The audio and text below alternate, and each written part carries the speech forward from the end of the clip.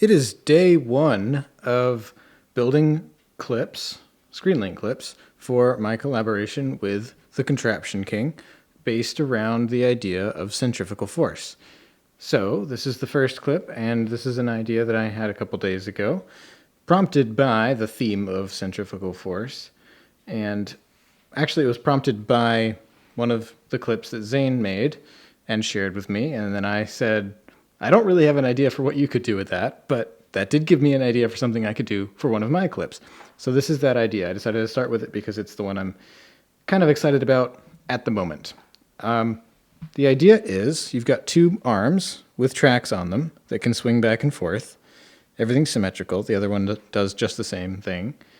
And the idea is when these spin, the whole platform spins, they will sort of fly outwards. They will swing outwards, and you can see that when I spin it around really quickly.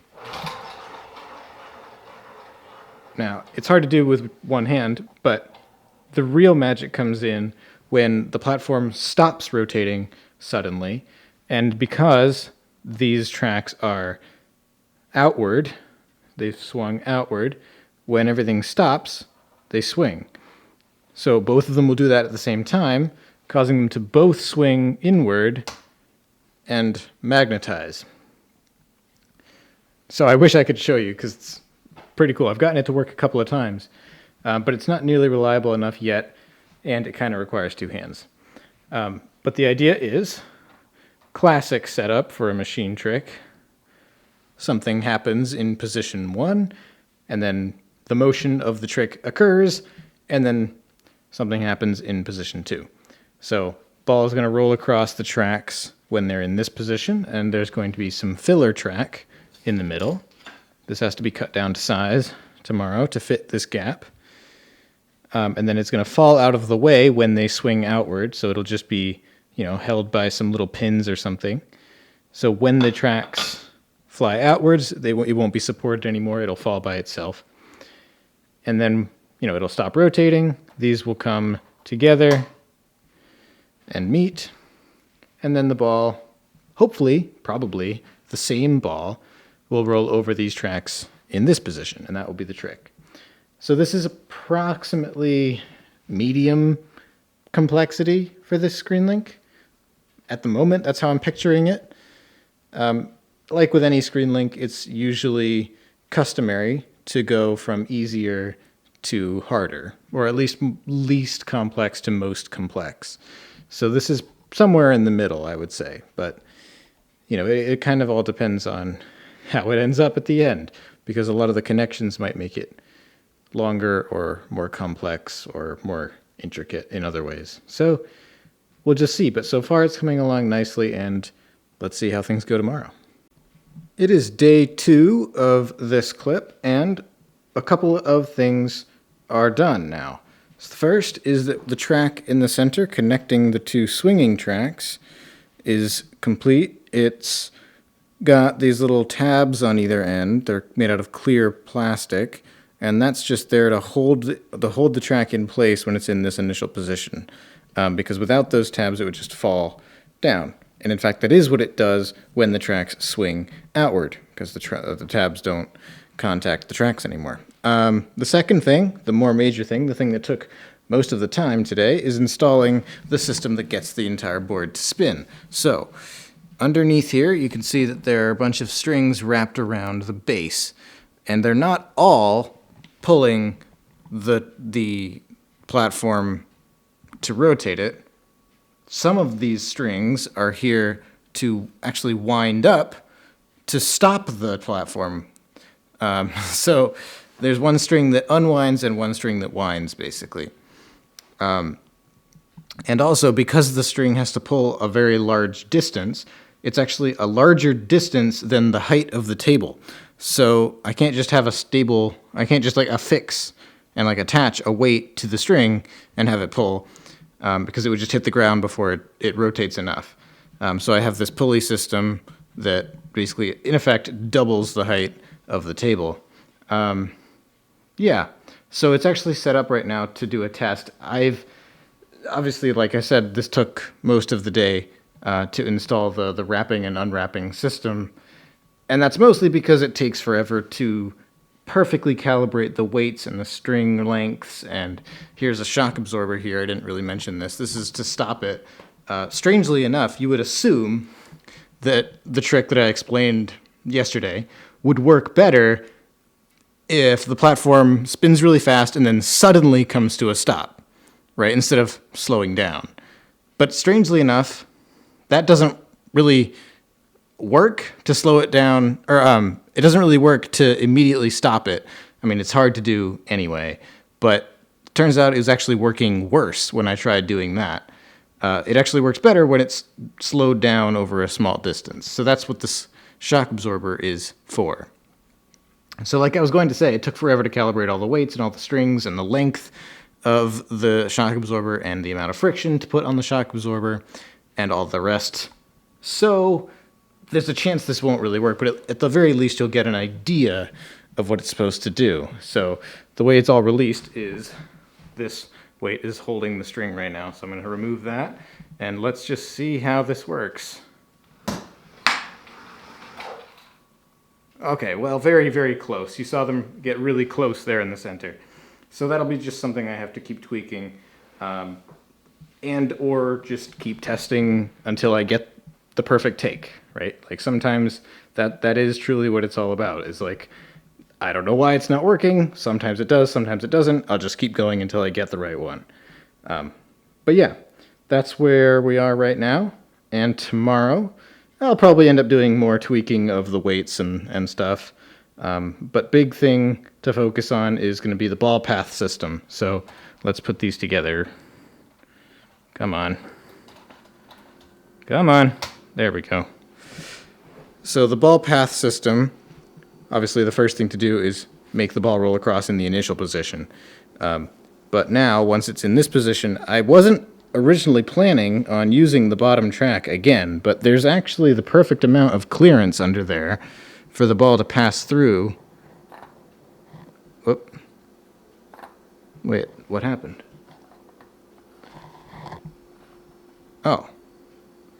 Oh, there isn't. Maybe I'll use a different ball. I think it was because I added these blocks. Actually, it was enough room before I added the blocks. But anyway, I will figure out that. I'm considering using the bottom track, is what I'm getting at.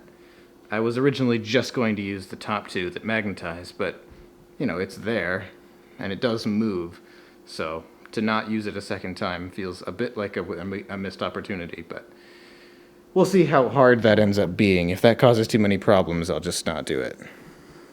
But yeah, figuring out how exactly I'm gonna like get tracks in. Obviously, I need a lead-in track here to make the ball roll over a second time.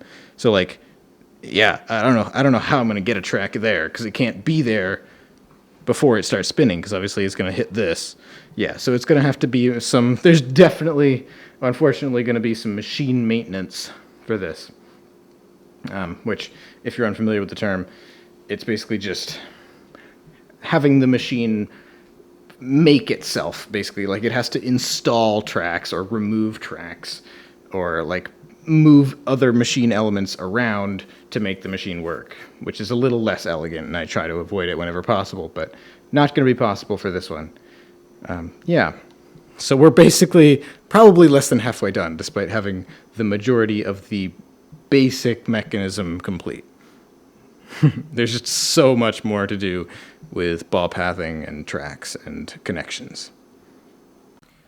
It is day 3 of working on this clip, and we've got some pretty major news.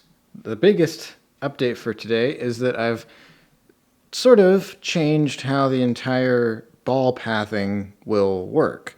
So, originally, I was going to have the ball roll across in this initial position, and then roll onto some other track, and then the thing would go and spin, and then the tracks would rearrange into their secondary position, and then the ball would enter again, roll across the top, and then along the bottom. And I was saying yesterday how that would require a lot of machine maintenance, where I'd have to, insert a track to be basically the in ramp for the ball, And then there would have to be an out ramp for the ball on the other side, which would then have to get removed because then the whole thing would have to spin around and it would be in the way. And just all that ball pathing would have a lot of, secondary intricacies that distract from the actual trick. So I really spent a lot of time just sort of considering if there was a way around all of that. And the way that I came up with is to never have the ball actually leave the track. So instead of in the initial position, and we have the initial position right here, instead of having the ball roll all the way across and then off and go somewhere else, it just stays on the end of the track. So it rolls across the track and goes into this cup here. Then the whole thing goes.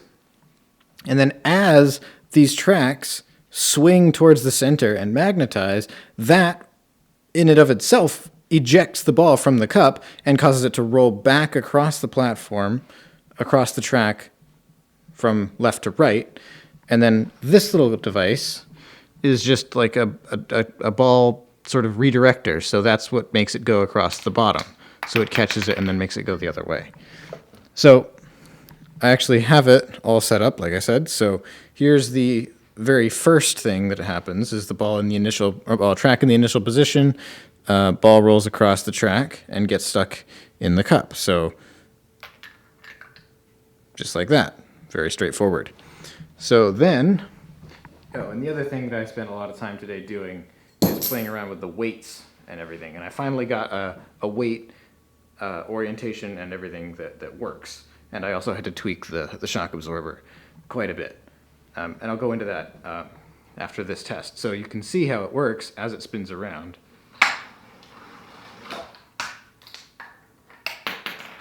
Pretty cool. Oh, the ball just fell off the table. So, yeah, this is one of the big things that I had to play with today, is turns out I was not having very much success with the shock absorber that I had made yesterday. This shock absorber now works way better. It's got a lot of friction. It's got 4 of these black pieces plus the initial yellow connector. And that's a lot of friction. And it's pulling it, a good 1.5 inches, I'd say. No, more like an 1.25 inches. I don't know. But it's this distance. So it's a pretty far distance to pull through, pretty significant friction. So it basically, in effect, it's actually decelerating over a shorter period of time than before. But the deceleration force is a lot stronger. So it's quicker to decelerate because the friction is greater. Anyway, and I think I actually, played around with the weight on the weight, the number of weights on the weight as well. So that's where we are now. The next thing to do is just connections, I think. So we still need a track that will need to be removed to lead in to the initial position. And then something that has to catch the ball as it exits. But that actually doesn't have to move out of the way because I'm planning on just having like a small, I don't think a tricks track slope would work here because it would throw off the weight balance, but some kind of light track to just be right here. And this wouldn't even have to move because this doesn't interfere with anything. This could just be on the board the whole time. And then whatever track is outside the board system, it could just be low enough that the board can spin on top of it. So that wouldn't actually need to be moved and shifted into place at all. But the one leading in will. That one is the one that will have some machine maintenance necessary. Unless I can, think of some genius way around it. And that's where we are now. So everything else it works by itself, right? I don't need to get the ball onto the track a second time. I don't need to get the ball to roll on the track. I don't need to get the ball. I don't need to build a track system to get the ball from the first track to the second track because I have this little redirector thing. It's all pretty much self-powered, as much as it can be. So, yeah, some pretty great progress today. It is day 4 of this clip, and it is done. Where we left off yesterday was that I had completely sort of changed my mind on how I was doing the pathing system, where the ball would go across and then back underneath. I decided to just keep the ball on the track instead of having it go off to the side and then, do other track paths that would have to be removed and all that. And I said that I would still have to make one track leading in that gets removed somehow, which is this. It's now been built.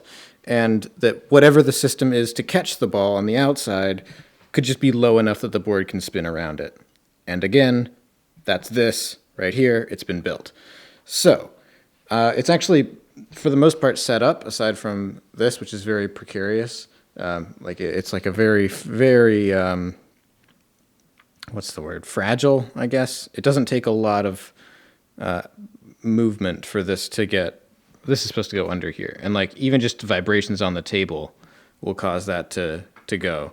Like I just tapped the table like way over here and that went, which won't be a problem because it's literally the first thing that happens in the clip. I just have to, be careful walking around to turn on the camera and stuff. That's not a problem. So anyway, the fun thing is this here, which I really like.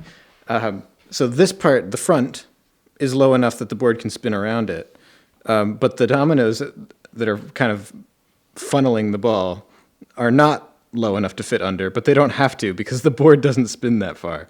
The board doesn't reach. I just thought that was a fun little thing. The other thing that I added is, of course, the method for releasing the board. So this is a compression rod release. The red rod is just pinned up against the side of the board, and then you pull on the string and the lever moves out of the way and the board spins. So what I'm proud of with this trick is like reducing the number of extraneous steps. So we talked about this a lot last time about removing all of the necessary connections that were going to happen, that were initially planned on needing to happen outside of the board, right? Like all those track systems of getting the ball across, and then it would leave the board and roll on some more tracks, and then enter the board again and go on some more tracks, and then go across the bottom and then enter some more tracks. It was just too much. So I'm proud of the fact that I was able to eliminate, all of that except just this one, which is, no big deal. Yeah, and also, I wanted to make sure that when this works, you're watching the right thing, because I considered making the ball, like the white, the ball that, or I guess I haven't updated you on this. The ball that is now going through the whole thing, the ball that is doing the whole trick is this ball now, the eyeball. It used to be a yellow smiley, but it turns out Zane doesn't have one of those. So it didn't matter before I realized that this ball would actually be exiting the clip. I thought maybe a different ball would exit the clip, in which case I could use whatever ball I wanted, but this is going to be the transition, so I do have to find something that Zane also has. Doesn't matter. It's the same type of ball, so it's just a matter of looks. So this is the ball now. And anyway, I thought about having the ball, when it gets to this side of the track, actually cause the board to rotate, so like maybe it would hit a lever or something, which would do something. But it's a light ball, first of all. And also, whatever lever that I put on here would have to be mounted on the board itself, which would be a little bit confusing when it starts spinning, because it would be non-symmetrical. And it would be very difficult to have like an outside of the board connection that would work. So that seemed probably not super practical. And I was going to have to do some kind of path splitting thing where the ball rolling into the cup is just a dead end. It doesn't actually cause anything. And then the thing that actually causes the board to happen would be a split off from way earlier, probably with the track tilting. But the concern was, I want you to watch this. I want people to watch this ball rolling across here, and not this marble rolling down, because this is just a connection. It's very boring, very plain, but it is a moving object, and sometimes, as we know from other machines that are much more confusing with their pathing, people just watch the moving object. And if you're not careful about making sure people are watching the right thing, people will get confused. So I was worried that if you had two things moving at once, it would be confusing. But I think I managed to make it so that the timing is, it makes it less confusing, because this ball gets into the cup almost at the same time that this ball starts moving. There's a little bit of an overlap, but you're not watching this ball when it starts moving. You're watching this ball go into the cup, which is all I want. That's all I care about. And then once this stops moving, your eye will be directed towards the only other thing in the frame that's moving, which is this ball here, which then rolls down and then causes the whole board to spin. And from there, you're just watching the board and the ball, which is good. I was worried that, in summary, I was worried that a split off this early would cause people to not watch this ball and then be confused about where this ball went, and then basically they'd miss out on the first entire part of the trick. So I don't think it'll be a problem, but it was something that was on my mind. But that's basically it. We're ready to test this trick, and I don't think it'll take too long to get it to work.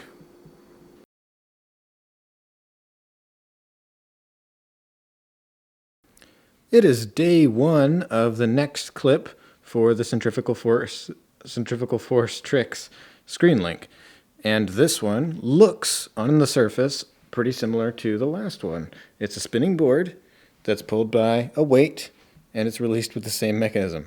In fact, when I took the other trick apart, I didn't even take it down all the way. I kept all this stuff here because I figured it might be useful for this next trick that I have in mind. Now, they're not all going to look like this. I do want to have some more variety with the kinds of tricks that I make, but these two kind of use the same basic setup. So the idea for this one is involving gears. I knew that going into the screen link, I wanted to do something with centrifugal force plus gears, and maybe there will be more, but this is the one that I came up with, the first one.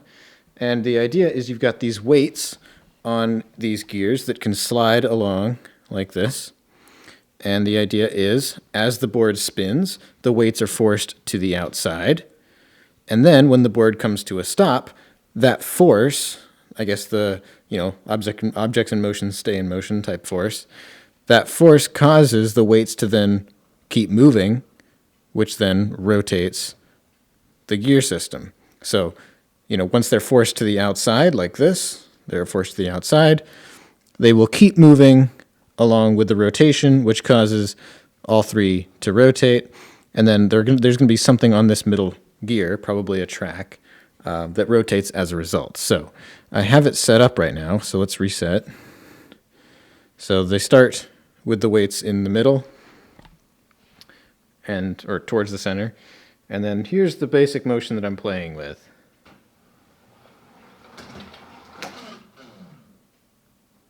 So I think that worked. It looked a little bit weird. It wasn't completely perfect. I'd have to go investigate. But that's the basic idea, the generic idea. So you can tell that once the board stopped, they started rotating. All the gears started going. So what I do want to try to do, potentially, is actually do this as a double staged type thing. So I want to stop the board halfway through the rotation and then start it up again. So I want to stop it halfway through, release it, and then it continues to do two different stages.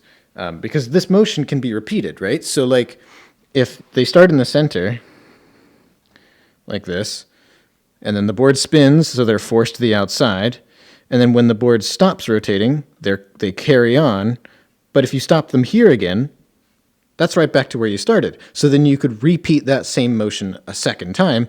They start spinning, so the board starts spinning, so they're forced to the outside. And then when the board stops spinning, they rotate back to the center.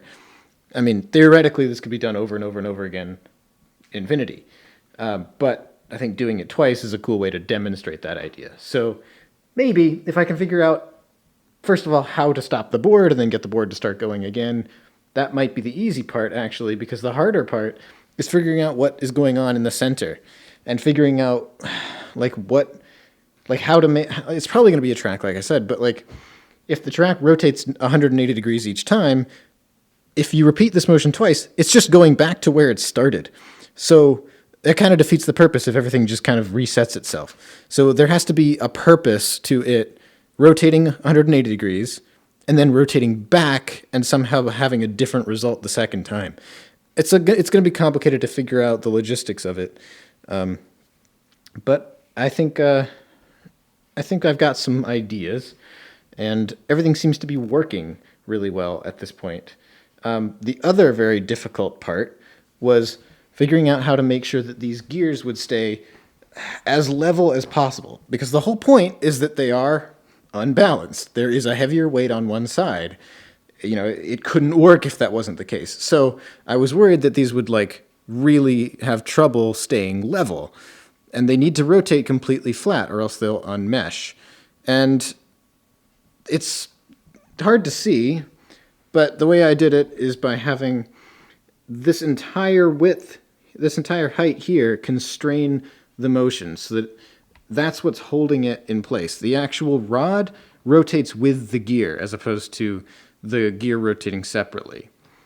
So that means as long as you keep the rod perfectly up and down, perfectly vertical, there won't be any tilting. And it seems like there's pretty low friction, which is good. And you can still tell that it does kind of wobble a little bit based on where the weight is, but it's not so noticeable that it becomes a problem. It's just an aesthetic thing that I knew I had to figure out. So I'm happy. This is suitable. But yeah, that's kind of what I did today, and we'll be back tomorrow with another update. Okay, it is day 2 of the second clip for Centrifugal Force Tricks. And I'm in a bit of a weird position that I'm not used to being in, where I have the basic bare bones structure of the trick, but I still don't really know what the trick is. I guess I should rephrase that. I was talking yesterday about how I wasn't sure what was actually going to happen with the center gear, whether I was going to put a track on there or... I don't know. I still don't. But I did have an idea of what I wanted the actual concept to be, which is this whole thing with the weights and the way that they shift outward, and then the momentum causes them to circle back in, and then hopefully be able to repeat that whole motion. So the good news is I was able to get that to work. I was able to get that part to work with the repeat motion sort of thing. So you can tell that this here... Maybe I'm getting ahead of myself a little, but this here is a catcher for the weight. So basically it slides out. It's able to slide out. The idea is it basically can't move like this. It's locked in place side to side like this. So it can slide out.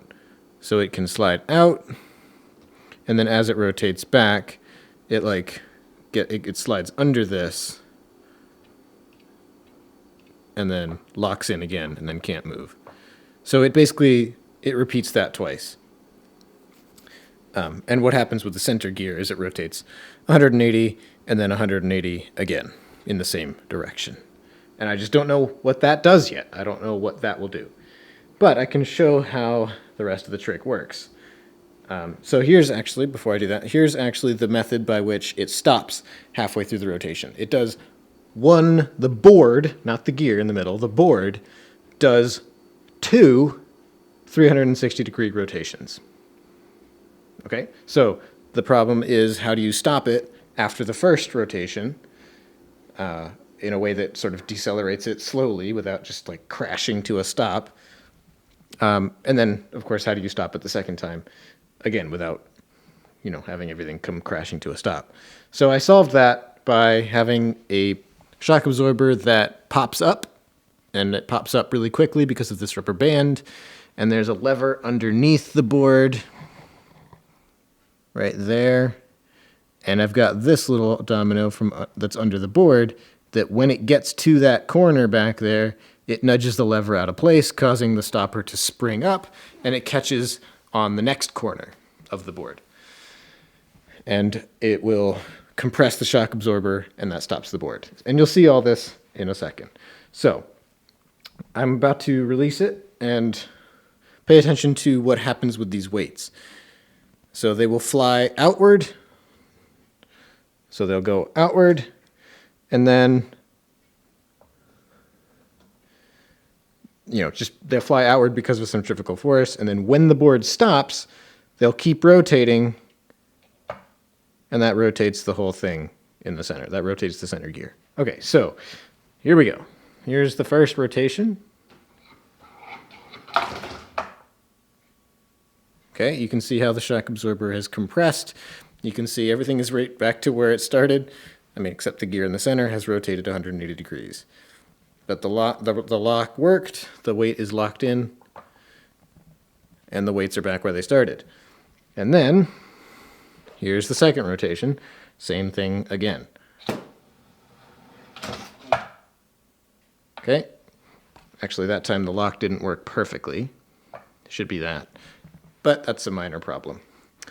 So there you go. I mean, aside from that one little thing, which hasn't happened before and is easily fixable, it works great, but it doesn't do anything yet. That's the problem. So I'm going to spend some time thinking about it, what I'm going to actually put on the second middle gear, and hopefully I'll have that figured out by tomorrow. It is day 3 of this clip, and whoa, look at all the progress we made. So, the first big news is that I finally figured out what I'm doing with the center. I talked a little bit about maybe putting a track in the middle, but I always knew there were problems with that, and I'm glad I found an alternative. So, the challenge was I had a gear in the center that would rotate 180 degrees, and then it would rotate 180 degrees the same direction. So, it would rotate in a circle, but it would go back to exactly where it started. And trying to come up with a way for that to be meaningful, for that to do anything, was really tough, because if it was a track, it would just go back to the first position. So why rotate at all? You basically had to come up with some answer to that question. And yeah, it just didn't seem viable. But luckily, something clicked in my head, and I came up with one method of doing it, which is basically having a ball get picked up and then carried back around. So something needs to go into position, pick something up, and then go back, right? So it needs to basically go get something and then bring it back. So that would make a full rotation necessary, because it would need to transport it, but it would also make the first part necessary to actually go pick the thing up. So that was a huge breakthrough, and this is basically exactly the most generic application of that formula. Is you have some kind of cup that the ball can go into that needs to rotate around, pick the ball up, and then rotate back around. So I've added this barricade here. So the cup actually has a hole in it. That's the most important thing to notice. And when the cup goes to this position to pick the ball up, the ball can't, of course, exit right away. So this guardrail blocks it from exiting until it spins around 180 degrees again, and then there's no more guardrail and it can roll out onto the track. Okay, so that answers that question of what is the center going to do. And then the rest of the things that I've added are just connections to make that work. So making the... let's see, what actually does this do? This is what triggers the this to get pulled down, because this is what pops up to stop the board from spinning after one rotation, but it needs to get removed to allow the board to spin for the second rotation. So that's all the connections to make that happen. So yeah, basically that's the big story. So we are ready to actually set it off, and you can see what I mean with the center trick, like the picking up the ball and then bringing it back around. So actually it's not entirely connected, or is it? It is actually. Yeah, I think I'm just missing the very beginning, whatever comes in to hit this lever, and then I'm missing the end, so whatever happens after the ball exits the board. But if everything works, it all should be connected. So here we go. Here's the first part. Oh, that did not work at all. Something terrible happened there. Okay, that's a problem. Okay, oops. Well, I'll deal with that. And you'll see the update in episode 4. Update 4. Day 4. It is day 4, and we're done. I'm not going to be testing it tonight. I'll be putting that off until tomorrow, but everything is ready. The last couple of things I had to add from yesterday were the incoming track, which is now here, and that's what knocks off this domino to release the lever, and the outgoing track, which was a lot harder, and that is right here, going out this way. So once the ball gets to its secondary position, or once the board and the gears on the board get to their secondary position, the ball is sort of waiting in the cup, and then it rolls out of the cup, and it's going to bounce on the table, and then go into the track. So hopefully it works. Hopefully it works. First try. The reason I do that is because having anything here will be in the way when the board is rotating. You can see that the edge of the board fills that space. So I tried to do what I did last time. Hang on, something's caught now. It won't. I don't know why it won't rotate now. It's like stuck in this position for some reason. I'll figure that out. So it's just going to be kind of crooked now for the rest of the update. Whatever. In the last clip, what I did have a catching basin, sort of a catching platform that fit underneath the board as it was rotating, and that worked for that clip. But here, there's actually this red half domino underneath the board, which is actually what pushes on the lever to release the shock absorber lever over there. But anyway, since that is there, that makes the board, in effect, even lower to the surface of the table. And anything that I put underneath needs to be able to clear not only the board, but also that extra little extension. So that just put everything really, really low, and that made it basically impossible to fit any kind of catching basin underneath all of that, while also having it be sloped enough for it to roll off of the catching basin and then into a track that's also sloped to go off screen. So that didn't really pan out, although I did try. This is the sort of the remnants from my attempt at that. And the other problem with this, of course, is that once it's falling from such a height, that's a pretty decent drop, it's bouncing, right? It's going to bounce into the catch basin. So you either have to make the boundary, like the barrier on the side, really tall, or you have to make it absorb that bounce somehow. So I was trying both approaches, nothing was really working, and then I realized that there was an entirely other reason, this thing under here, that was going to nullify any attempt at that approach anyway. So I just switched gears and tried something new. So I was a bit hesitant to do the whole bounce approach, because I felt like, is that too much flair?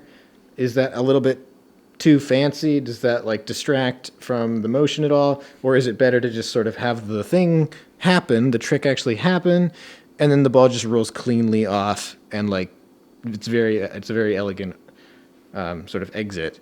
Whereas here, it's a little bit more fancy. It's a little bit it's a little bit So I felt like it's a fair trade-off, because this is kind of the only other way to do it. And yeah, it does seem to work all right. So yeah, tomorrow we test. I don't think it'll be too bad. Probably worse than the first clip, though.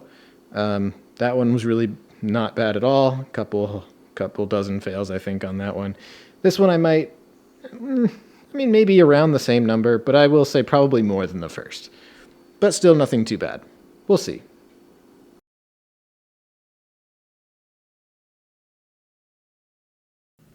It is day one of a new centrifugal force trick.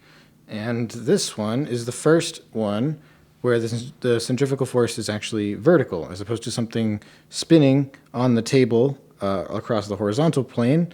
There's something spinning vertically in a vertical plane. So sort of the difference between a merry-go-round and a Ferris wheel, basically.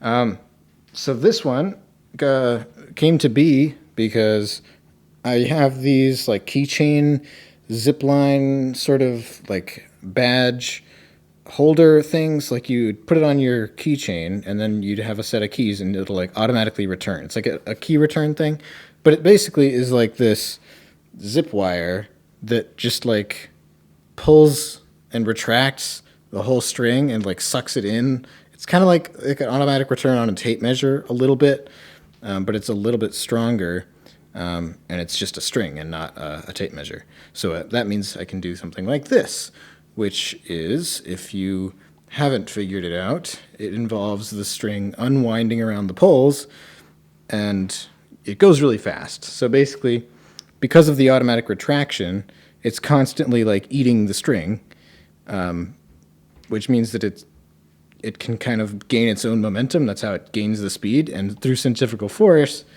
the ball is able to stay in the cup. So this was kind of the root idea. It was just to sort of use these keychain retractor things to have it sort of spin somehow, and it would be attached to the box, and there would be a ball in the box. What I didn't know was the arrangement of the poles, and like how I didn't know whether they would change direction or whether it would always go clockwise or always go counterclockwise. I didn't know where like I said, where the poles would be, whether they would be in the same plane or whether they would be offset in the X direction, or I guess the Z direction, like upwards. Like, so this one is taller than this one. Didn't know that would be the case when I made this, when I first started. But yeah, let's do a demo. So right now, all that's going to happen, because all I've built today, well, we'll get to this in a sec, but all I've built today is just the basic movement of it. So it just kind of smashes into the ground over there, but I'll at least show a demo so you can sort of see what the motion is like. So that's pretty violent. And obviously the ball exited once it smashed into the table, but until that point, the ball stayed in the cup. That's the whole point. So the next step that I already kind of started and then it didn't work at all is something that catches the box. So I need something for it to land in, but it also can't bounce, so it needs to soak up that impact. And this is not going to be easy, I think. I'm going to probably end up doing most of this work tomorrow, but I tried making this, which was totally underkill, if that's a word. It doesn't work. It's not nearly enough. This did not soak up the impact nearly enough. The idea was it would be sort of a hinge, and this would hinge as the box smashed into the top part here. The two strings would get caught behind the poles so that, you know, it would basically land like this. Oh my God. I can't do this. Oh, and something fell off. Okay, never mind. It didn't work anyway. I was going to try to show you. But that didn't work, and I don't quite know what I'm going to do next, but I might try something with shock absorber or like a hook system. I don't know. We'll have to see. But yeah, tomorrow's the big task is going to be figuring out how to catch the box, because I think that'll be the biggest challenge of all, actually. Day 2 of this centrifugal force trick, and there's not a ton of progress to really show today because it was a lot of false starts, a lot of redesigns, a lot of not actually getting anything that works, but having a lot of stuff in the trash, basically. Not literally, but just stuff that didn't work. So I'll start with the final design, like what's actually currently built, which is this eye hook and this sort of peg, this metal rod. This actually was what I started with. I had this idea of using an eye hook in some way, and this did seem to work. Or no, I misspoke. So this was the original. It was supposed to sort of. This was just on a platform, and this is just like a command strip hook thing, and this was just on a platform, and the idea was that the eye hook would hook onto that, but it would just, you know, when it didn't fail for 300 other reasons, it would fail because it would land perfectly right here, you know, it would just hook on perfectly right there and bounce out because it's going 300 miles an hour. So I needed something longer that can soak up the impact, and so I figured if it slides onto a longer rod, it can slide on there, and then no matter how much it wiggles and bounces, it's never going to bounce all the way off. And that has been true. That has been an accurate guess. What hasn't worked, and here's where we get into sort of the trouble that I've been having today, is I started with just taping the eye hook directly onto the blue box using the double-sided tape, and that stayed on for a while. But when the first time that I actually tested it and it actually did work, it actually did land perfectly on here, it just ripped the eye hook right off. So I figured that wasn't that wasn't a fluke. Like, the only reason it stayed on for this long was because it actually hadn't worked yet. So if it were to work again, even if the tape was brand new, it would probably just do the same thing. So you can see now I have this piece of wood here that I've drilled the eye hook into, and that's been taped to the base. What I did originally was I had a larger piece of wood, because obviously the problem that I had was that there wasn't enough surface area keeping the eye hook attached to the box. So I figured, okay, I can maximize the surface area by screwing it into a piece of wood and taping the piece of wood. And the original was about the same size as the base of the box. The problem with that was that it added too much weight, which is crazy because that was like a couple of grams. That's literally all it was. But that made the difference, and that basically made the ball fall out as it was swinging around every single time. Basically what would happen, I'm not going to do this perfectly, but I'll wrap it around to show you the idea of what happened, is that the cup would come here, it would come off of this one, and it would come this way with the ball in it, again, and then just pretend the ball's in there. It would come this way, but because it was so heavy, it wouldn't actually like come around like this and then go under there. What it would do is it would just kind of go like this, and it would just come right across and then do like an immediate U-turn. And this was the motion, this immediate U-turn, that was the motion that, I don't know, somehow, even after looking at it in slow-mo, I don't really understand how, but that's the motion, this kind of immediate U-turn, that's what kicks the ball out. And it would just go flying across the room every single time. And that was because of the extra weight. So hopefully, I actually have not tested this, by sort of removing as much of the wood as possible, hopefully this is still enough surface area to keep the eye hook on the base, and it hopefully removes enough weight that it'll go back to behaving the way that it did before, where it would just, the ball would actually stay in the cup. So we'll have to see. But that'll be a job for tomorrow. I hope to finalize an actual catching mechanism tomorrow, and then we got to work on a release. And I have a feeling that'll be easier, but I don't really want to speak now because I thought catching the box would be trivial. I guess I don't know why I thought that, but I did not anticipate it being such a huge ordeal. I mean, it's been now basically 1.5 day project just to figure out how to catch the box. So yeah, hopefully the release won't be too hard. But yeah, the other thing is just after it, obviously this is a one ball path trick, so the ball rolls into the cup, does the zoopy whoopy, and then it lands and the ball rolls out. So I got to make the in track and the out track, but that's all at the end. That's all the stuff that won't take long. So yeah, that's today. Stay tuned for tomorrow. Day 3 of this centrifugal force trick, and it looks like I've done a lot, but it's a lot of pretty basic stuff. The clip is done. So yesterday we left off where I wasn't really sure how I was going to make the box flip the way that it used to work, because I still needed to add some kind of mechanism that would catch the box. And so I was playing around with this eye hook. And yeah, I think yesterday we left off where I was going to just wait until the next day to see if this would work.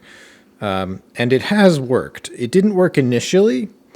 So a recap of what happened is basically it was too heavy to work. Without anything on there at all, it works great. I added the eye hook. It was too heavy, and it wasn't able to make it over this bar. So when I sort of cut down this wood part and trimmed all the sides off to make it as small as possible. That helped, but it still wasn't perfect, and I ended up actually needing to move these closer together. So this entire box ended up moving closer in towards this one, which is something I was nervous about doing because obviously when it's spinning around this pole, it can't hit this pole. But there was enough clearance, luckily, and so it works well now. So that was kind of the big update, is that finally figuring out a way to have the box get caught at the end while keeping the ball inside the cup, and just getting those two, finding some way of making both of those things happen was the big breakthrough, because everything after that was pretty basic. This is the release for it. It's just a small connects rod lock thing that just slides down, and then that hooks onto the eye hook, actually. So that's both the catch. The eye hook is both the catcher and part of the release. This is a track that leads in. I guess there is something to discuss here, which is that because of the way the thing spins, it it unwinds around 360 degrees. So there can't exactly be a track leading right into the cup because it would just hit the track as it unwinds. So the track that leads in to actually put the ball in the cup or box, same thing, cup, box, same thing. The track leading into the box either has to flip out of the way or move out of the way or slide or rotate or whatever, or the ball has to get thrown in or bounce in to the box somehow. And that's the approach that I decided to go with because I think it's just a much less distracting way of doing it. So this is the lead-in track for the yellow ball, rolls down, bounces into the box, which is behind the release, and then the timing from this ball, which is the transition ball, ball rolls in, hits this lever to release this, it keeps going, and that's what releases this, and this is what releases the release mechanism.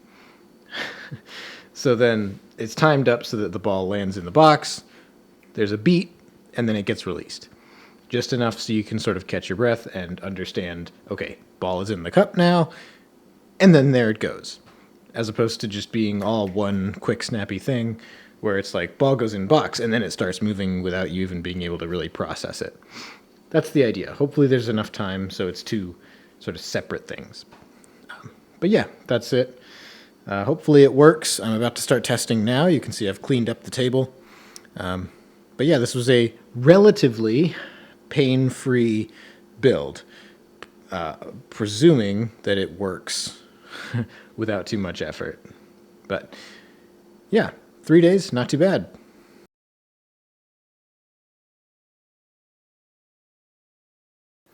All right, it is day one of the last big main idea type trick of centrifugal force tricks.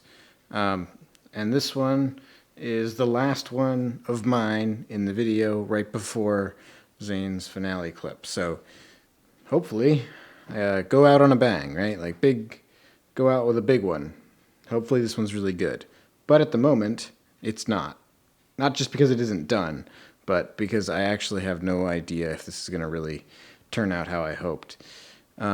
So I had this idea of doing something where I just basically liked the idea, the sort of the vague visual of centrifugal force plus pulleys, right? And I had this idea that there'd be some kind of complicated string path that gets modified somehow as things sort of telescope in and out. As they start small and as they grow, the whole string pattern starts to unfold, and I don't know. I didn't really have more of an idea beyond that. But sort of what I ended up coming up with is sort of this eight spoked design. Right now, obviously, there are only 7 because that's part of the idea, is to have one that's empty I'll get to it. And each of the points that slides outwards is a pulley point in itself, and it's kind of this it looks terrible because there are only 6 wheels. This is where it starts. This is where the string starts, and then it kind of goes around this 8-sided star shape, and then ends with this wheel. So the last point is this one here, and then it goes and winds around that. So the idea is that as all of these wheels expand, that pulls on the string and makes the string unwind this wheel, and this wheel is sort of just a stand-in at the moment, just to see if the concept itself works. And later that would be changed for something else, something else that gets pulled. But I'm not at all confident that this even will work at the moment. But let's backtrack even a little bit more than that. So this giant spinning wheel is a Lazy Susan that I bought from Target. And it came with a whole, base that spins and everything, but it isn't like a Lazy Susan is not made for Rube Goldberg machines, right? So it's not easy to make a Lazy Susan rotate unless you have something to wrap the string around. And you could try to wrap it around this and wrap it around this, but that's really hard to do, and it's sort of annoying to do. I know from experience from doing this in Pass the Pepper for the cake clip, where we had to wind ribbon around the very, very thin outside circle of a Lazy Susan, and it kept falling off, and that's the thing, is that when it falls off, it goes underneath, and then you have to unwind it all to wrap it back around again. It's a big pain. But I'm going to use the same base that I've been using for the other 2 spinning board clips, which is this nice thick base, so you can wrap a string around this really easily. It's hard to see because of the shadow, but it's really easy to wrap a string around that. So anyway, this is a new spinning platform that I just got, and I'm really excited to see how much I end up using it in the future. But so the other thing to mention is that this red ribbon is sort of just a temporary thing. I didn't have enough string left over, and the string has to be crazy long. It has to go and wind around all of these pulley points, but then also as it expands and all these pulley points go outwards, the string becomes even longer, and it's basically I don't even know the math behind it, but it's, whatever the distance is between the 2 points, it's that times 8 or 7, right? So the length of the string is actually really long, and I didn't have a length of string long enough, or I didn't have enough string, so I did go to Michael's and buy more string, so I will use this probably for now. I was just sort of using the string or the ribbon as a stand-in yesterday to see if the concept would even work, and I'm confident enough in it that I'm going to continue, and I'm going to switch out the string, but not at all confident that I'm a little bit confident that it'll work. Enough to keep going, but yeah, I don't really, because the thing is, it takes a lot of force. It has to spin really, really fast for these to even slide outward, and it also has to spin for a long time. It takes a really long time to get them to go for some reason. And what's worse than all of that is I don't even know if this is a good idea. I fundamentally don't even know if anyone is gonna think this is cool, if anyone's gonna understand what's going on, or if is this even a good idea at all? I don't even really believe that it is. So I'm in a bit of a time crunch, actually, because I have to finish this clip in only a couple of days, and if I don't do this, then I don't know what I'm gonna do. But I'm honestly not even that big a fan of this.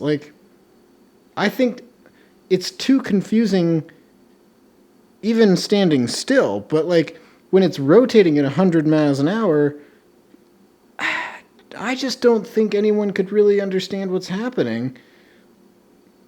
Yeah, like I said, I don't even think anyone could understand what's happening if it were standing still, let alone going a million miles an hour. So I don't know, man. This might not turn out in the actual video, or at least it won't turn out like this. There might be a very very modified version of this. So this, what you're seeing right now, might be might not even look even remotely similar to what you end up seeing in the final video. I don't know, but we'll see. It is day 2 of this trick, and bad news, nothing here is usable. This whole thing is going to be taken apart right after I do this update, but I wanted to sort of talk about what happened and why. So the basic problem is that the idea I had doesn't work at a like fundamental level. It's not like something that can be saved with a couple of tweaks or even minor adjustments to the plan itself. It's a like the idea was fundamentally flawed. Like there are things that it like I assumed about how centrifugal force works and about how pulleys work and about like dimensions of things, like how long the string would need to be and for how long the string would need to pull and for how long the thing would need to rotate and just like where the and which pulleys have more tension on them than others. And it just, I made too many assumptions that and it's just fundamentally completely flawed. So there's no saving it. This is getting taken apart. However, today I spent the day trying to at least save what I've built and maybe convert it into some completely different idea. Because if you'll recall, yesterday I had one of these, I think it was an orange one, that was missing. It was just 7 different spokes. And I said I would explain why one was missing, and I never did. But basically the idea was, as the 7 pulley points expand in like the star shape that the string was forming, that would pull on the string. So they start compressed, and as they expand, that pulls on a string, and the string was going to lead through to the middle, and that was going to pull down on like some elevator shaft or something with a ball, and then by the time the ball gets to the bottom, the ball would be able to exit, and then the final missing spoke would be replaced with a track, and so the ball would exit on the track. And like I said, so this is a completely flawed idea that doesn't work in every way imaginable. So today I added the 4th orange spoke back in to make a complete circle of 8. And I put pulleys on all of the points just to sort of make everything symmetrical and just sort of see if I could come up with anything. Because at the end of the day, this is a shape trick. It's a trick based entirely on shape and like, you know, the star shape of the strings and like the 8-spoked thing with all the pulleys. Like it's very based on what it like looks like aesthetically. And so this is the purest form of that, is just a completely, I mean, well, I've changed it since with this thing, which we'll get to, but if you could imagine that all of the spokes were basically this, a sliding wheel. That was like the starting point. And I tried a couple of things with, you know, making, you know, just wrapping the string around them differently, or making certain ones heavier, or changing the way that the pulleys work, and so on. And here's one example of what I tried to do.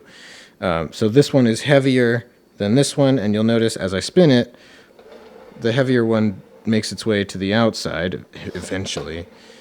Yeah, so it does kind of work, but first of all, that took a lot more force than I think I can manage. And it took a lot longer than I think I can manage. And like those things can be adjusted. Obviously, the more force you put in, the less time it will take. If it's spinning faster, it won't take as long. But the point is, like, this is pointless. But even more fundamental than that, like what I am running up against all the time with anything related to this sort of stuff, this spinning disc with pulleys, is that I can't figure out how to make it, like, do anything. Like, all of these motions are just motions. They're not actually tricks. Like, it's cool that the pulleys expand outward. I mean, maybe you don't think it's cool, but like, even in a, like, let's just pretend that you do, right? Let's pretend that you think this looks cool. I think it looks all right. It's definitely something that I can imagine being cool, but on its own, it doesn't actually. I don't know how to communicate this in a way that doesn't sound like I'm just complaining. It doesn't actually do anything. I don't know, like, if you so most chain reaction tricks are based on like a couple major concepts. It's like track tricks is all about moving tracks to a different position to allow different ball paths. You could do gear tricks where the gears rearrange themselves somehow and like create a gear chain that can then do something. And like anytime you move objects around, it's about what that allows you to do. If it's about moving tracks, it makes a path so that allows you to roll the ball. If it's gears, it aligns the gears into a chain to allow you to turn the gears. If it's, if it's dominoes, it like moves the dominoes into a place to allow you to topple the domino line. If it's platforms, it moves the platforms into place to allow you to bounce a ball over them. If it's pulley points, it moves the pulleys into this new position to allow you to... And that's the point. Nothing. It doesn't unlock anything. There's nothing that this does. It's just pulleys that move around. But like, what are you gonna do? What are you gonna do with that? Like what?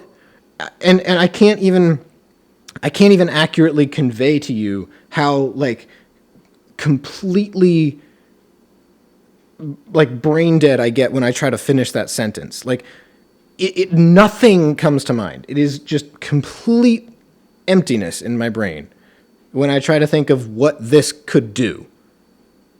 It doesn't do anything. So I don't know. I mean, like I said, this whole thing, like pretty much nothing. Like this is where I'm starting from. This is what I'm starting with next. Is just blank. I have an idea, but I don't know how to do it yet. I'll have to really think about it. But yeah, this whole thing, a complete waste of time.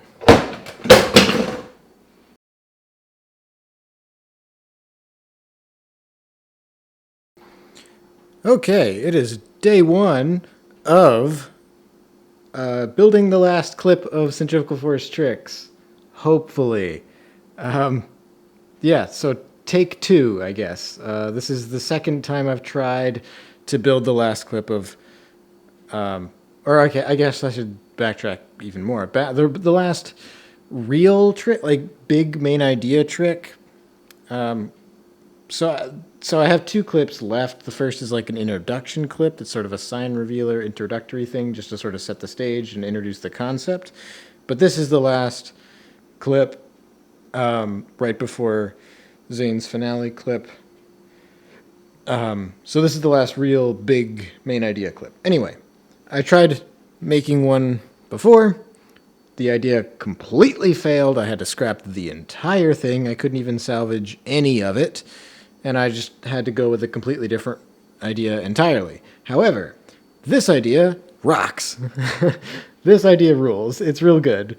So the idea is that it's sort of inspired by like these sort of puzzle box things, where you have to like figure out push the secret button and like twist the secret knob and use the right keys to unlock the secret drawer and all this stuff. There are like these videos on YouTube of like people solving these puzzle boxes. And one of the gimmicks that's used semi-frequently is this idea of sort of locks or like latches or something that are on opposite sides, and you can't actually open both of them at the same time, because as soon as you like tilt the box in one direction, one of them will open, but the other will close. And like the only actual way to get... Because basically you need both of the latches to go outward. And there's really no way to do it by hand except by spinning it really fast and then centrifugal force will cause both of the latches to go outward and allow some secret thing to be unlocked. So that's kind of the idea, is that there's a ball that this is, it's stuck inside. It's not able to roll out because of these latches that kind of come in from the top and block it.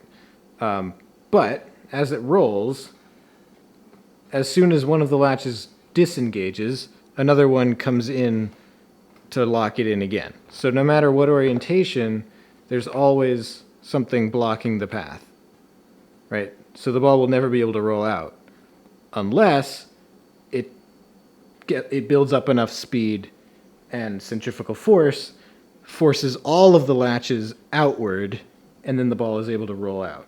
So that's the idea. It starts out rolling, so it's this really long thing. I'll have to trim it down later, and like this board isn't taped at all. Like this is just a demo for the update. But I imagine the final trick will look something like this, vaguely. So the idea is it rolls down. It's like the classic time delay trick where there's like a really thin dowel rod that rolls, and then there's like a big wheel, and it looks really visual and slow because it rolls really slowly. But I'm not using it as a time delay, and I'm not using it as a visual delay trick. I don't want anybody to have to feel like they're waiting for this to happen. I want the trick to be pretty quick.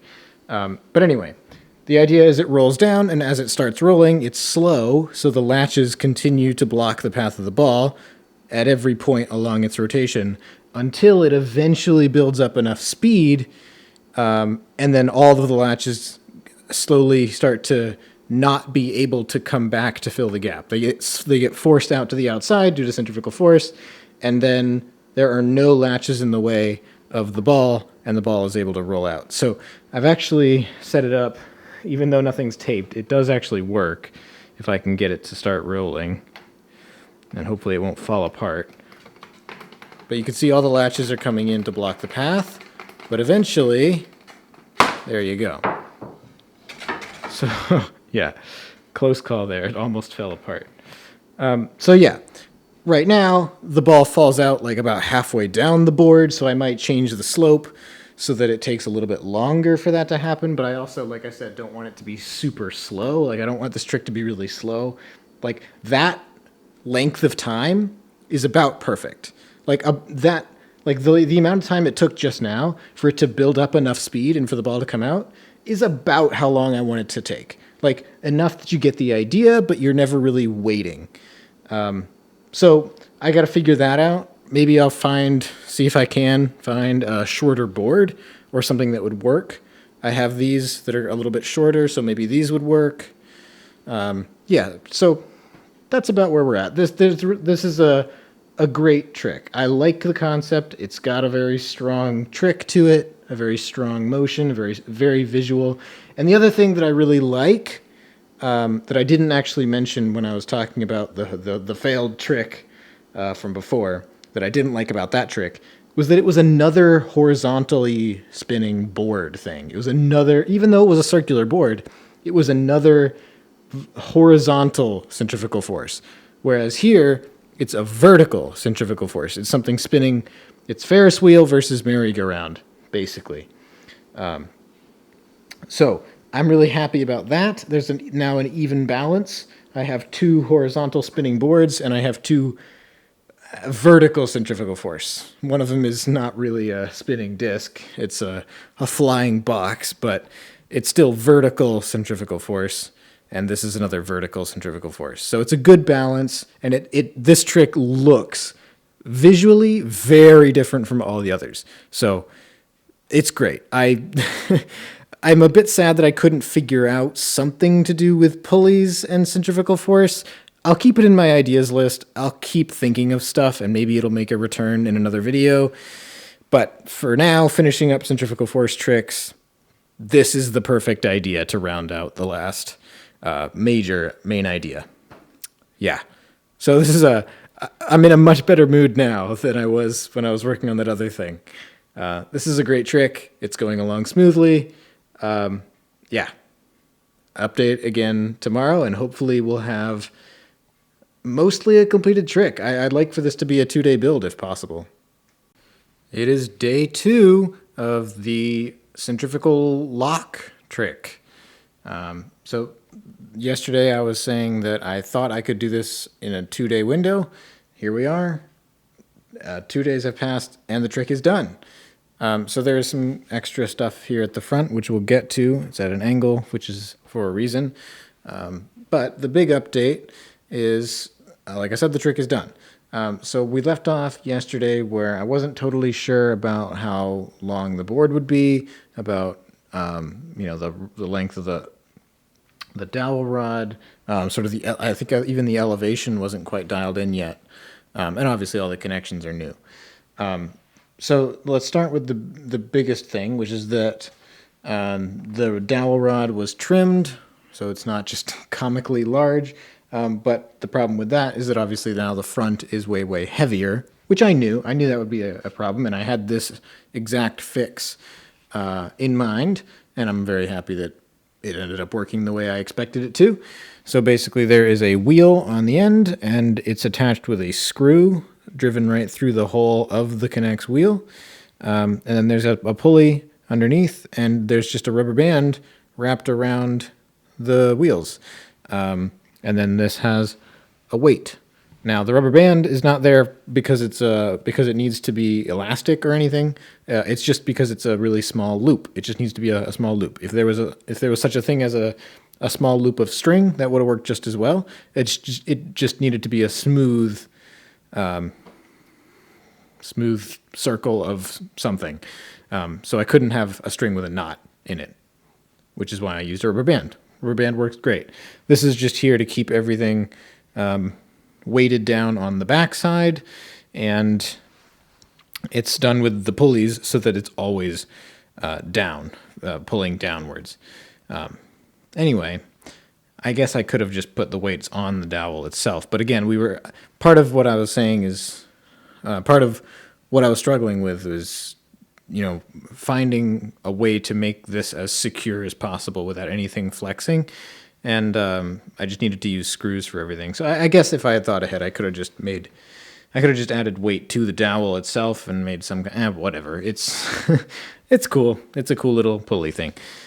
So you might be wondering, how does it actually start? I see this clothespin here, but what's up with that? What happens here? Well, this is the start clip. And I was thinking about how I was going to... Obviously, I knew I would have to reach in and do something to start the whole video. But it took me a little while to warm up to the idea of just basically reaching in and pushing the wheel along. More or less. I mean, I'm reaching in and undoing the clothespin, and that releases the wheel. Instead of making a machine arm or a lever release or something, and then I reach in and put a ball on a track, and then the ball rolls down and pulls off a domino and releases so on and so forth. I'm just going to reach in directly and release the wheel, which I think is kind of cool. So actually, hold on. I haven't explained this part yet, because yesterday I was talking about how this was going to be the finale, or like the last trick, before Zane's finale. Oh, just like a sign revealer. So I've changed my mind on that. This ended up being a little too simple, I think. It's basically, I still have to make a introductory clip, something that sort of sets the stage, or I don't have to anymore. This is it. But yesterday, I was in a mindset where I still had to make 2 clips. One had to be a complex one, and one had to be a simple one. And I still needed, a really simple centrifugal force concept for an introductory clip, something to really just set the stage and sort of, like I said, introduce you to the concept. And I didn't really have anything great for it, but then I was building this, and I was like, you know what? This isn't like the most groundbreaking, earth-shattering, knock your socks off type clip of all time. It's a pretty basic idea, but it is new, obviously, and it sets the stage well for what centrifugal force is. So why not turn this into the intro clip and then figure out some other complex thing to do for my final one? So I've switched them, basically. So This is now the intro clip, and I still have to make the finale clip. So yeah, I reach in and I release the wheel. Now before that, I reach in and I spin the fidget spinner. So because it's the introductory clip, there's some, decoration, sign reveal type stuff. I considered for a little bit having the wheel somehow reveal these signs at certain intervals as it's rolling down. But then I realized, the wheel is going fast enough. It's not as though you're waiting. You don't need other stuff happening to keep you interested and keep you engaged in watching. It goes fast enough that it doesn't feel like you're waiting. You don't need to have other stuff going on that's distracting. So, these are just static signs. They're just taped in place. Although what I will do in the main video, what you'll see is I'll reach in, give the little cyclone a spin, and then reach over and release the wheel. And then this will be just kind of spinning as the clip is going, which I think is kind of cool. So the title of the video is Chain Reactions X, or times, I guess, centrifugal force. And so I'm kind of using the cyclone as sort of the representation of the times of sort of just the X of just these things combining together. They're kind of cycloning together and meshing. I don't know. Anyway, that's the finale. That's the finale. I'm still used to calling it the finale clip. That's the introductory clip. On to the next one.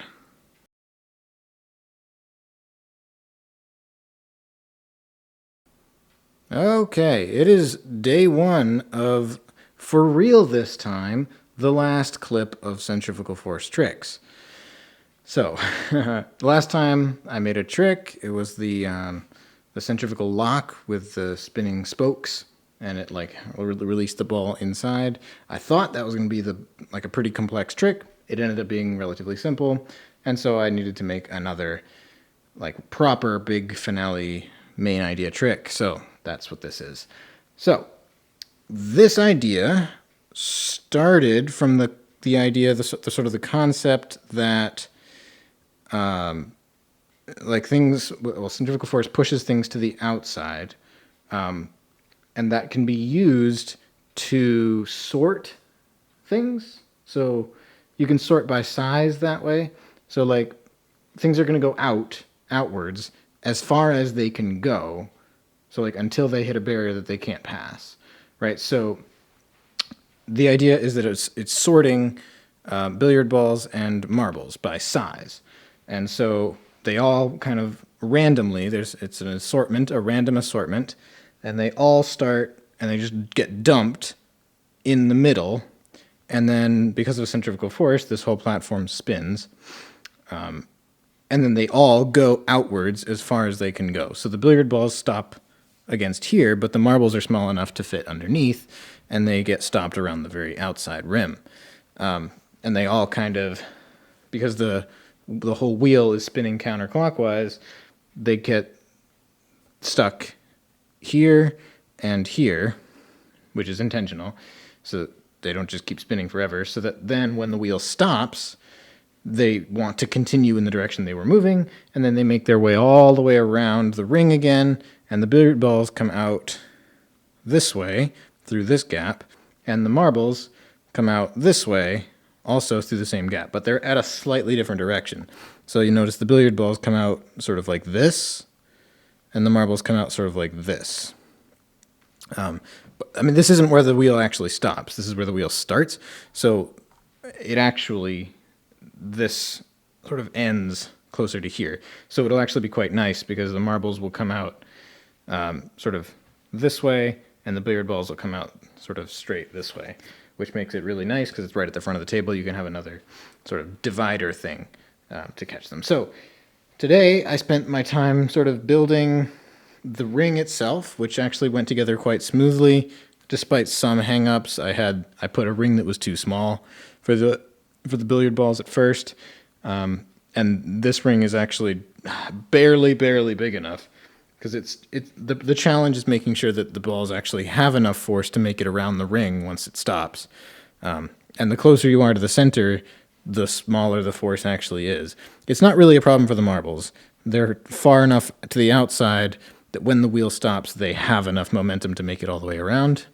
And they're quite small, but they're dense, so that's nice. Billiard balls, on the other hand, they're a little bit tougher to get to work. They definitely go a lot slower. But of course, that is good because then there's no chance of them bumping into each other as they cross paths here. The marbles make their way around much quicker. But anyway, I haven't actually showed it to you yet. So I'll do a demo, and we'll see how it goes. This is... Okay, I guess I should talk about this first.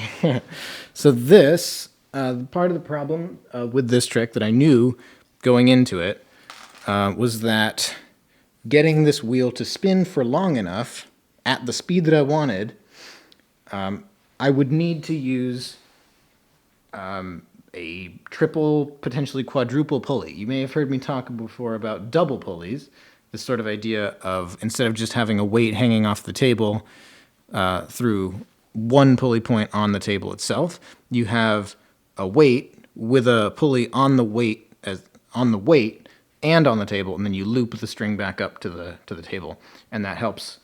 That allows you to pull for twice as long, although you need twice as much weight.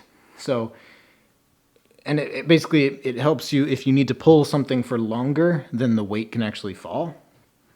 And we talked about this with the roulette wheel back in Domino Master's machine, and I've used it a couple of times since, including a couple other times in this very video. But this is a different example entirely because it needs to spin for a long time, and it needs to pull for quite a long distance because it's wrapping around a pretty large circle under here as well.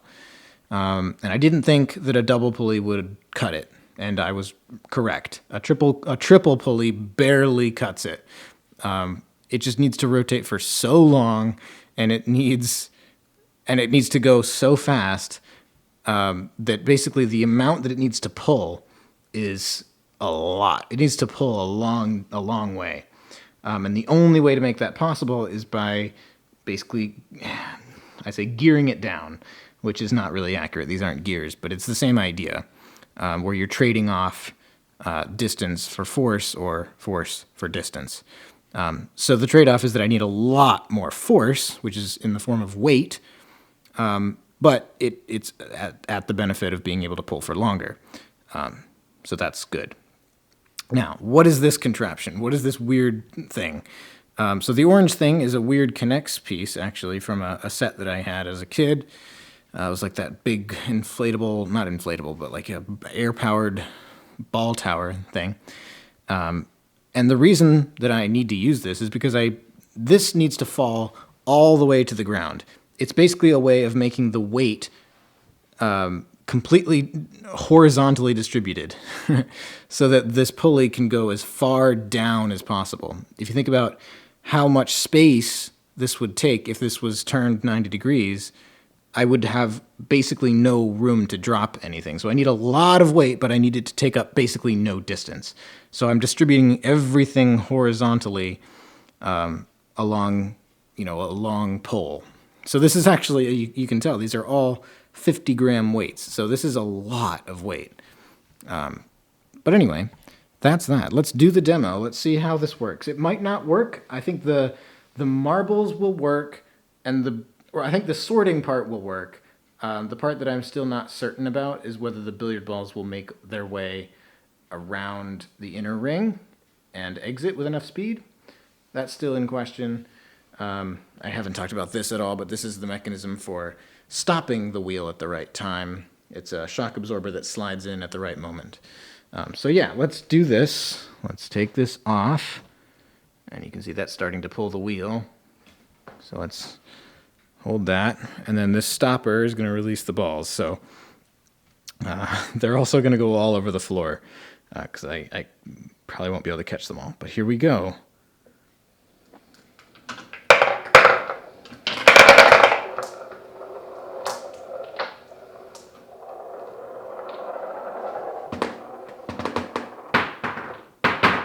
Yeah, that was pretty miserable.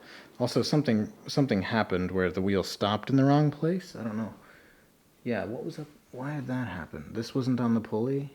I don't know. Something that was a very weird test. So actually, a lot of things went wrong, and also for some reason. Oh. Okay, the tape was still, yeah, in the tube. That's why it got stuck there. I don't know what went wrong, but at least you get to see the sorting part. You can see how the billiard balls get stuck in the inner ring, the marbles go to the outer ring. Yeah, so I got a couple of things to work out, but I think overall we're looking good. Tomorrow I want to focus on making the things that are going to catch each of the sets of balls. So something to catch all the marbles, something to catch all the billiard balls, and then make the thing that actually dumps all the marbles and balls into this little tube. So I want to have a thing that actually mixes them together to make it random, which is it would be kind of weird if I didn't have that, because then it'd be like there's no point in having it be random. I don't know if that makes any sense. The point is that it sorts the balls, right? So you need something to mix them up first. Otherwise, what's the point? So, yeah, that's going to be what I make. Yeah, it's looking good. Day 2 of the centrifugal force sorting system trick. So where we left it off yesterday was that I had built the actual spinning wheel, I built the lead-in tube, I built the shock absorber, and what was left was the thing that mixes the balls together at the beginning and the sorting system at the end. Obviously what I've done today is I built the sorting system at the end. So this yellow track is for the marbles, this tricks track is for the billiard balls. And like I was saying yesterday, it's nice that they sort of get sorted separately because they come out at different angles, so you can kind of have two separate catching tracks that catch the balls perfectly as they enter or as they exit. So yeah, the problem with a trick like this that uses a lot of balls, and I say problem even though sometimes it's easier to solve than others, but something you have to keep in mind is it's a lot more elegant if everything is an AND gate. What's an AND gate? I think it's a computer science term, but it basically means that every input is required in order for a specific output to happen, which is as opposed to an OR gate, which is where only one input needs to happen in order for some output to happen. And what that means for a machine is when you have multiple balls that all do the same thing, in this case they all go around the center and then exit. Now, the two sizes do two different things, but each of the 4 billiard balls do the same thing, each of the 4 marbles do the same thing. So you can imagine a trick where one of the balls exits, and then the first one that exits just hits the next thing, and that continues the machine. But that's not very elegant, right? You want to make it so that all 4 need to exit properly for the trick to work. You need all of the balls to work for the machine to work. And that's an AND gate. You need all of the inputs for the output to happen. And so coming up with a way to do that is sometimes a bit of a challenge, but there are a couple classic ways to do it. The first is through a counting lever, which is just a device that counts the number of times a ball passes by. So you can see that 1, 2, 3, 4, and then finally this is going to knock off a weight after the 4th rotation. The other way that I've used twice here is that you have all the balls line up into a line, and then you have some kind of poker or lever or something push the last one out, right? So if all the ones before it didn't arrive, the line of balls wouldn't be long enough for the last one to be in the right place, is kind of the idea. So that's a simple way of making an AND gate, and I've done the same thing with the marbles. So let's actually show this. We'll run the marbles through first, because the marbles actually exit first in the actual machine. So if we just sort of give them a boost here and watch them go around. Perfect. Except the lever is not in the right place. It's not reset. So pretend that was like this. Right. And similarly here. This was not reset either. Okay. So now we do the billiard balls. This is going to be a little bit harder because it's tough to give them enough force. Sometimes I give them too much force, but oh, that's plenty. 1, 2, 3, 4. And I was a little too quick for this to really work properly. But they do exit a lot slower in the actual machine. So yeah, that's basically what I spent today on.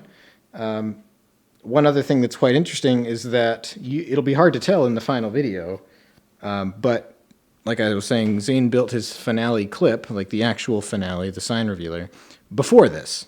And his transition in is a black billiard ball, the 8-ball, on a tricks track, and it exits sort of in the middle of the table like this, which is why it's like that. And so I have to run this machine and get a successful take with the 8-ball being the ball that exits, right? Which is like, there's nothing in the machine that guarantees that to happen. All 4 balls are treated exactly the same way. We'll see if maybe there's a... so like what I want to do at the beginning to mix the balls is have like a billiard ball chain, and then like the same thing with the marbles, billiard ball chain or marble chain with the marbles, and then the whole board just kind of collapses and dumps the balls into the tube. So maybe it's possible that one of the 4 reset positions is more likely to end up over here, but I highly doubt it. So I'm just going to have to run this until I get a take where the 8-ball ends up in the last spot. So that's a little bit funny, but you won't be able to tell in the final video because it'll just look like you'll probably just guess that I built this first and then Zane built his clip and just used whichever ball happened to exit in my working take, which is not the case. But yeah, so like I was saying, the idea for the start to sort of scramble the balls is to have this board here. It's going to be right around here with the billiard ball chain and the marble chain. And then it's going to just boop, drop, and it's going to collapse. And then all the balls will go into the tube. And then probably the action of the board collapsing will sort of release a gate or something to get the wheel started. Yeah. And then one thing I didn't mention before is that the transition in is a launch. Thanks, Zane. He had a ball launch out of his frame, and I need to have some ball. It's a white ping pong ball that kind of launches and lands into frame. So that's going to be what this area is going to be for. It's just to be like a catch basin or something. Something to soak up the impact and then sort of make the ball go down. And then that just leads up to here. Billiard ball chains collapse, wheel starts going, balls roll in, they sort, marbles exit, billiard balls exit, and gates, and then the 8-ball exits the clip. So this one, as anticipated, this is a properly complex clip for the final big machine of the video. And this is much more of a finale clip than the spinning lock thing that I made, which was much more fitting as an intro. So I'm glad I changed the plan, and yeah, this clip is coming along nicely. It's just big. It's just a big trick with a lot of moving parts, but yeah, it's coming along smoothly. All right, day 3 of the centrifugal sorting system. So day 1 was the middle wheel. Day 2 was the sorting system, the like exit paths, and then day 3 is the scrambling and all the extra connections. So this is the board that I was talking about. I was going to do some billiard ball chains and basically billiard ball chains, but with the marbles. So it's weighted in such a way that it will stay in place when all the balls are on it. But then once all the balls react, it changes weights ever so slightly. So when the marbles are on the holders like this, they're ever so slightly closer to the backside, but once they react, they fall towards the front. So it's basically the difference between this and this, or like the middle of the platform, or like the middle of the lane here versus resting at the bottom. And that causes the entire thing to tilt. I mean, I kind of don't believe it myself, but it does work, or at least it did when I made it. I've built a lot since, so who knows if something has changed, but probably not. Anyway, so I actually started by having a whole actual system that would release the balls into the tube here. And I had like the last marble go off of this side, hit a domino off, pull a lever, release the board to topple the whole thing and dump all of them in. But that just ended up being unnecessary, turns out. So yeah, just to cover the bases real quick, then after the board tilts, it releases this blue foosball. That goes down these two 90-degree Trix tracks, and as it gets to the turn, it hits the straw. That's what knocks this domino over. This is the connection to release this lever, and this is what releases the actual wheel to start rotating. This is a compression release.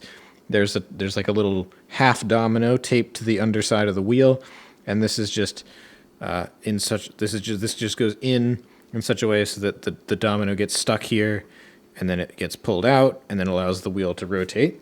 And then the foosball continues to roll down, knocks off this domino, that pulls this lever, and that's what releases all the balls into the spinning wheel.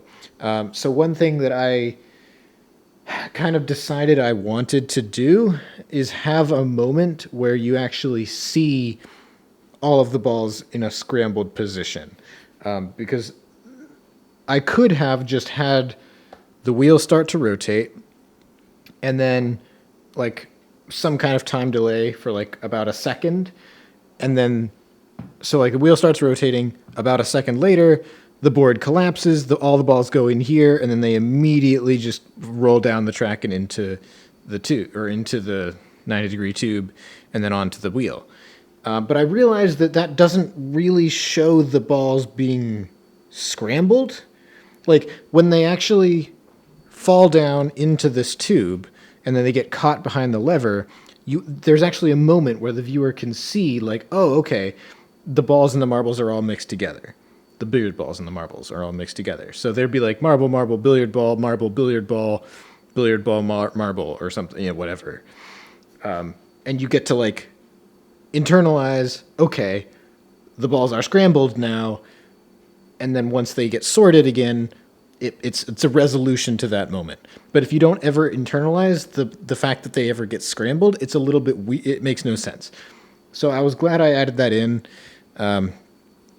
It's just useful to drive the point home, the whole concept. So that's most of what the actual that's most of the actual trick. The rest is the connection that I needed to make. Because Zane cursed me with dealing with a launch transition where I have to make the in transition to like be the catcher of the launch. It's really easy to make transitions out with a launch. You just have a launcher, launch a ball out of frame. Easy. But making the in transition of what catches the ball, a little bit tougher. So I had to figure that out. So the big challenge with that, especially when using a ping pong ball, is that it's very, very difficult to make any kind of catch basin that soaks up the impact of the ball and doesn't have the ball just bounce out immediately. And that is actually still a problem here. So what I did is I used a book, because paper is really good at soaking up the impact. And it's just a book.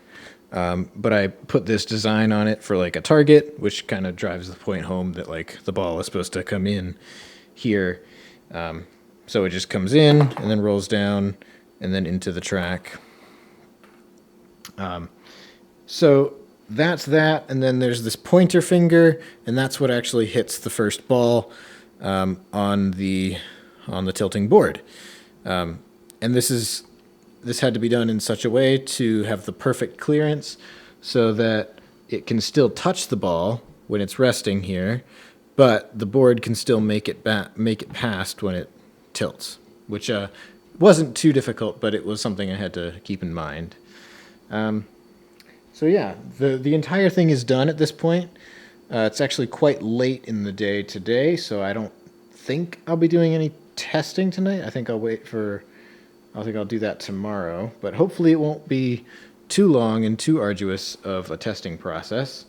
I actually think the thing that will take the longest is just getting getting lucky enough with the right order of the billiard balls, because like I said, it has to be the 8-ball that exits, and there's nothing inherent in the machine that is actually guaranteeing that. So I think I'll end up probably just getting a nice working take with the wrong ball exiting, and just like I'll have probably a couple of those before I actually get the right take. Hopefully it won't be too hard. But yeah, I guess final thoughts on this whole clip is that I'm really, really, really happy with how it turned out. I love this. I love how dense it is. I love how it looks overall. I like how there's big stuff in the back, and there's like a couple separate big visual items, because you've got the big board, you've got the spinning wheel, and then this thing, which actually is maybe a little too distracting now that I'm seeing it, but it's fine. It's whatever. I love the sorting system here, like both of these T shapes here, just like perfectly rotationally symmetric, like the shapes. Yeah, I just like how the actual spinning wheel, the centrifugal force, isn't centered to the actual clip. It's sort of like, well, actually, yeah, it kind of is, but it's kind of off to the side. Like it's a secondary component, because there's the scramble part and then there's the sorting part. So it's like it's a bigger trick. It's the biggest by size of all the tricks that I've built for this video. So it's like I said in the last update, definitely a suitable finale, and I'm really happy with it.